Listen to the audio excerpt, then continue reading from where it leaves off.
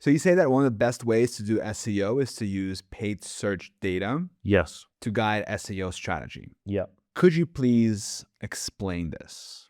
Okay, so a lot of businesses are obviously spending a lot of money on paid. A lot of our customers, clients, they're always pretty much spending money on paid. If they're not, then that's a big red flag for us anyway. But that's besides the point. If they're spending money on Google Ads, which they 99% are, make sure we then dive deep into that and find what are their most profitable keywords. Not like lowest CPA, but like what's their most profitable keyword from the start to the finish, to delivering the glass, from delivering the service. So once we find out like a bunch of keywords around that, that's actually going to drive net growth to their bottom line, we'll then create the strategy around that. Because I think there's a lot of people that might take all the person that owns the business is not really the person you want to be asking of what keywords you want to start ranking for, because they're not the consumer. The consumer is disconnected from that person.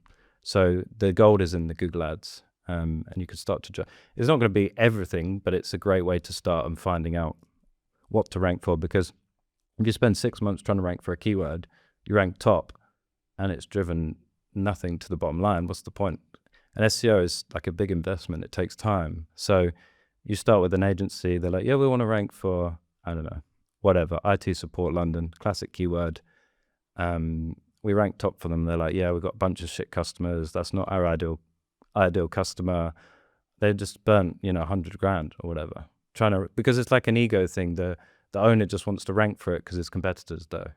So we kind of strip that back, find a lot of low-hanging fruit keywords from the Google Ads and kind of build out a strategy from that. And then obviously once you build out the strategy, start the link building. But again, targeting those profitable keywords. You'd be surprised how many business owners don't even know that, like, what are my most profitable keywords? Also, my most profitable services, like they might have 5 services. They don't even know the profit or like the actual margin on that. That's interesting. Yeah, you'd be surprised because they just look at their top line revenue and you're just driving the top line revenue. But, this service might take 3 of them to deliver something and it's lower margin versus something else that's much higher margin. And we can generate much better return on capital for them on this service versus this service. Do you understand what I'm saying? Yeah. So you use paid to see, okay, what is driving the biggest kind of AOV, LTV? Yeah, LTV. But then also, again, they're not metrics that you can always use because that's just revenue, right? That doesn't mean that AOV or that lifetime value is profitable. So you got to also account for that. You've got to go back and, delivered actual. Yeah, and a lot of businesses, it's hard to do this for, Like to ask them all these questions, they probably won't be able to answer half of them. And, maybe they already had one service and they know all these numbers, then great.